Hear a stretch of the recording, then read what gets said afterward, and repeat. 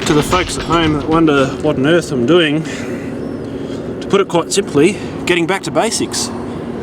And you can use advanced techniques all you want, but if you're not catching a fish, that's one thing you have to consider doing, and that's just getting back to basics. So I'm going to use just a standard artificial lure. This is a storm lure, very versatile. It's caught crabs. You saw that in my last video. And now hopefully mulloway as well, and also the possibility of salmon, flathead, many species of other Australian sports fish. And I've got a little bit of a secret. I've got a couple of trailer hooks, and what I'm going to do is put a periwinkle on the final hook there. Periwinkles, as you know, are one of my favoured baits. They can be quite dry sometimes, so it doesn't hurt to put a paper clip on there to hold that onto the hook. Alright, so that's what the finished product of the rig looks like, folks. So there we go, folks. That's what the finished product of that rig looks like. I got my good mate Philip here. He's going to give it a go.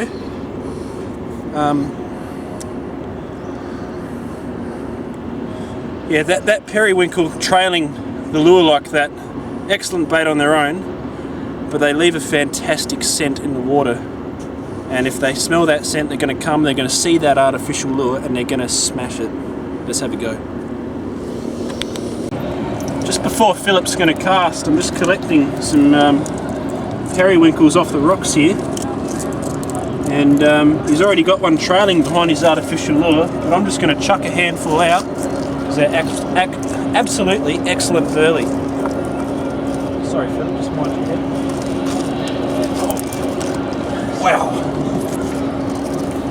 Right mate, let's see what we can do here. It's a little bit windy, so you might have to keep the bay alarm closed when you cast. That's a shot. Just a quick retrieve.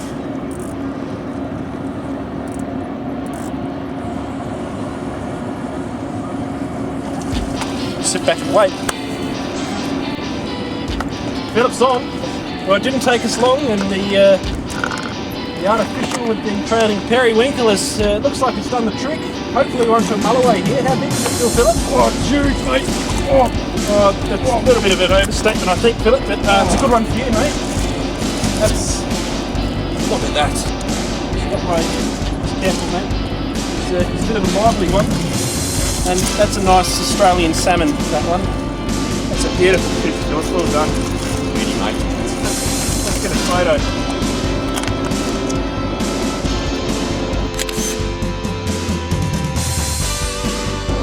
Excellent fish, Philip. Now I've got my special gloves on so we can release the fish if they're undersized without hurting them, but I reckon we might keep this one, mate, because this might help us in our quest for the mulloway. Alright, so Philip caught us outstanding Australian salmon. We're not going to eat it, but by golly, we're not going to waste it either. So, in the theme of getting back to basics, we're going to go right back to basics and use a dead bait. But we're going to use it a little unconventionally. We're going to use it as a lure. So I've got a couple of nice hooks here. They're actually connected by wire. Very important.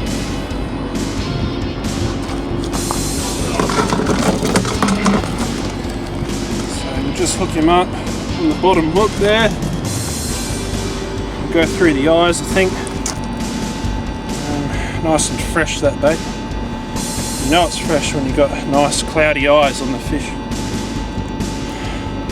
Good for bait, not so good for eating. It's Australian salmon. Some people like them.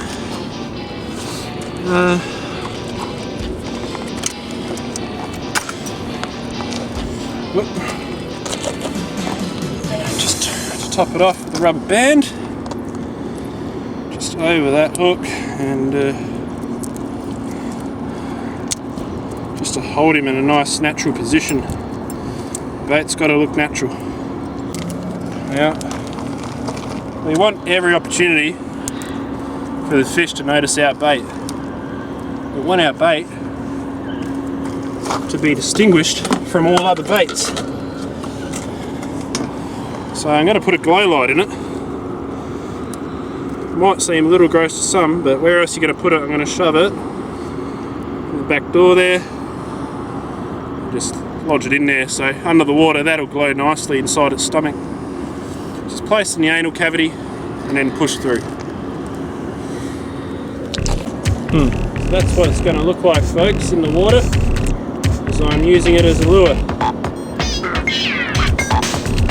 Top Mulloway bait. Getting back to basics.